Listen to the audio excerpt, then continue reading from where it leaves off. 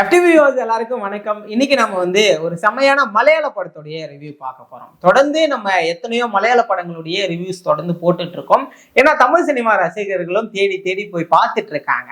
அந்த வரிசையில ரீசெண்டா ரிலீஸ் ஆன ஒரு படத்தை பார்க்கலான்னு போனோம்னா, இந்த படம் மலையாள படமா அப்படின்ற ஒரு டவுட் நமக்கே வந்துருச்சுன்னா பாத்துக்கோங்களேன்.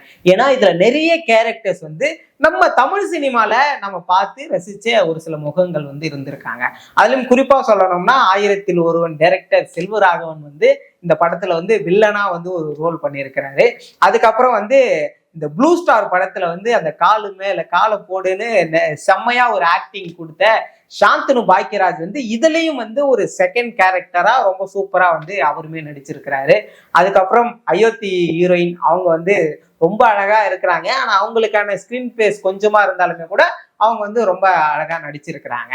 அப்படிதான் பார்க்க முடியுது. என்னடா இது மலையாள படம்னு சொல்ற, தமிழ் சினிமா காஸ்ட் அண்ட் குரூவா சொல்ற அப்படின்னு பார்த்தோம்னா, மலையாள படத்துல இருந்து ஒருத்தர் தான் சொல்ல முடியும். அவர் தான் இந்த படத்துடைய ஆக்டர் ஷேன் நிகம். அவர் தான் இந்த படத்துல லீட் கேரக்டரா பண்ணியிருக்கிறாரு. சோ இந்த படம் எப்படி இருக்கு போகுது அப்படின்னு எல்லாரும் எக்ஸ்பெக்ட் பண்ணி இந்த படத்துக்கு போனாங்க, தியேட்டருக்கு போனாங்க.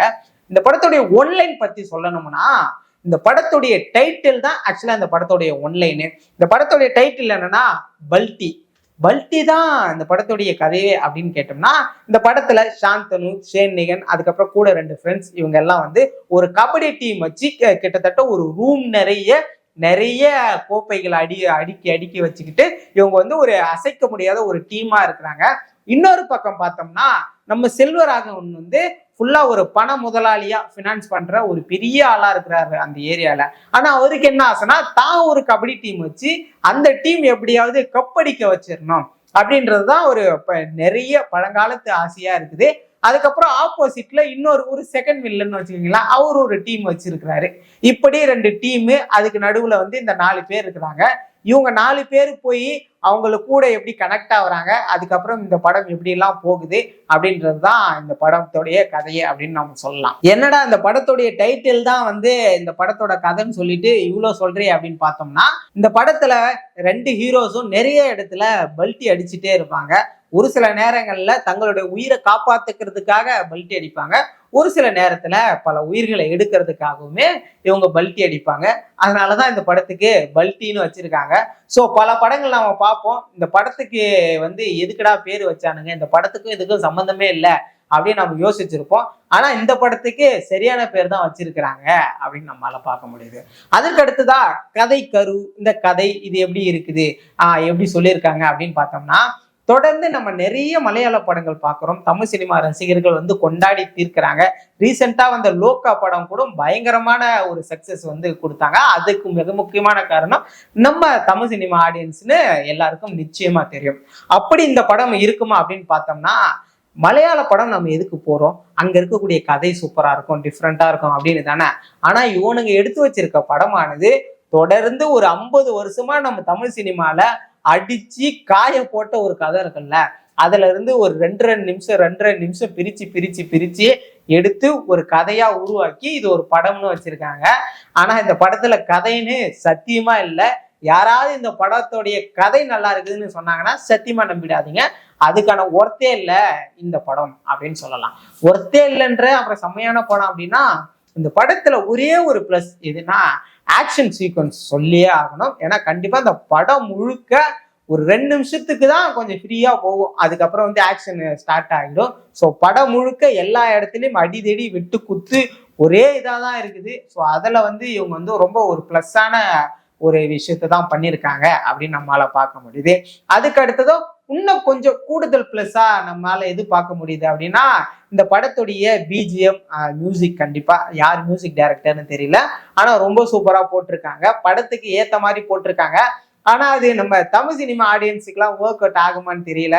ஏன்னா நமக்கு அந்த கதைக்கும் அந்த ஆக்டிங்க்கும் ஏத்த மாதிரி மியூசிக் இருந்தாதான் நமக்கு ஒர்க் அவுட் ஆகும். ஆனா இந்த படத்துல எங்க பார்த்தாலும் மியூசிக் வருது. படம் முழுக்க மியூசிக் ஓடிக்கிட்டே இருக்கு.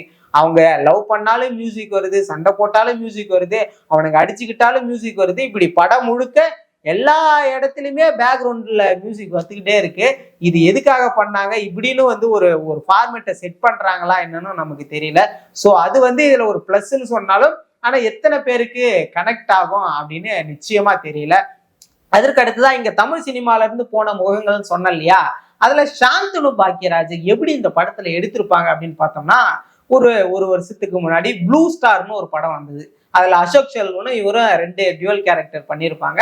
2 பேருக்குமே ஈக்குவல் ஸ்கிரீன் ஸ்பேஸ் இருக்கும். ஸோ அதே மாதிரி ஒரு படம் வந்து அதே மாதிரி ஒரு ஆளை தேடணும்னு பிடிச்சி இங்க வந்து சாந்தனை தூக்கிட்டு போய் மலையாள சினிமால நடிக்க வச்சிருக்காங்க போல.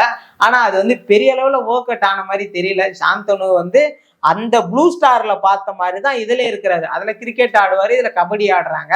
அதுக்கப்புறம் லாஸ்டா ஒரு ஒரு சீக்வன்ஸ் காட்டுறாங்க. அது வந்து ஒரு பரிணாம வளர்ச்சி அப்படின்னு சொல்லலாம். சாந்தனுவை இன்னொரு இடத்துக்கு கொண்டு போய் சேர்க்கிற ஒண்ணுன்னு சொல்லலாமே தவிர, என்னதான் இருந்தாலும் நமக்கு பெரிய அளவுல ஃபுல்ஃபில் பண்ணதா அப்படின்னு கேட்டா நிச்சயமா இல்லை அப்படின்னு தான் சொல்ல முடியுது. இருந்தாலும் சாந்தனுடைய இந்த கேரக்டர் எவாலுவேஷன் வந்து ரொம்ப சூப்பரா ஒர்க் ஆகியிருக்கு அப்படின்னு பார்க்க முடியுது. இந்த படத்துடைய ஆக்டர், இன்னொரு மெயின் ஆக்டர் இருக்காரு, ஷேன் நிகன் போல அவருடைய பேர். அவருமே வந்து ரொம்ப நாளா நடிச்சிருக்கிறாரு. படம் முழுக்க அவருடைய ஆக்ஷன் வந்து எல்லாரும் எதிர்பார்த்த மாதிரி ஒர்க் அவுட் ஆகியிருக்கு. நல்லா தான் இருக்குது. அதுக்கு அடுத்துதான் இந்த படத்துடைய ஹீரோயின், அயோத்தி ஹீரோயின். அவங்க வந்து தமிழ் சினிமா ரசிகர்கள் மத்தியில ரொம்ப வரவேற்கப்பட்ட ஒரு ஹீரோயின்னு சொல்லலாம். அவங்களுடைய ஃபர்ஸ்ட் சீன் வந்து தியேட்டர்ல காமிக்கும் போதெல்லாம் அவ்வளோ அழகா இருந்தது. ஆனா ஒரு நார்மலான கேரக்டர் வித்தவுட் மேக்கப்ல காமிச்சாங்க. இருந்தாலும் ரசிக்கும்படியா தான் இருந்தது. அவங்களுக்கான கேரக்டர் பெரிய அளவுல இந்த படத்துல இல்லை. சும்மா ஒரு 4 சீன் கொடுத்துருக்காங்க. கொஞ்சம் ஒரு சில டைலாக்ஸ் தான் இருக்கு. இருந்தாலும் ஓகே அப்படின்ற மாதிரி தான் இந்த படம் இருக்கு. அதற்கு அடுத்துதான் இந்த படத்துல மைனஸ் அப்படின்னு சொன்னோம்னா, படத்துல அதான் கதை இல்லை, அது வந்து மைனஸ். இது தமிழ் சினிமா ரசிகர்கள் கொண்டாடுற மாதிரி இல்லை, அது ரொம்ப ரொம்ப மைனஸ். அதுக்கப்புறம் நான் போன தியேட்டர்ல கூட்டமே இல்லை, அது இன்னொரு மைனஸ் அப்படின்னே சொல்லிக்கலாம். ஏன்னா ஒரு மலையாள படம் வருதுன்னா அதுக்கு கூடுற கூட்டத்தை வச்சு கண்டுபிடிச்சிடலாம் இந்த படம் வந்து பயங்கரமா ஹிட் ஆக போகுது அப்படின்னு. ஏன்னா ரீசெண்டா இந்த லோக்கா படம் பார்த்தோம். அந்த படத்துக்கு தமிழ் சினிமா ரசிகர்கள் கொடுத்த வரவேற்பு இருக்கே, அது வந்து மலையாளத்துல அந்த அளவுக்கு ஓடணுதான்னு தெரியல. அந்த அளவுக்கு நம்ம தமிழ்நாடு முழுக்க ஸ்கிரீன் ஸ்பேஸையும் வந்து இன்க்ரீஸ் பண்ணாங்க.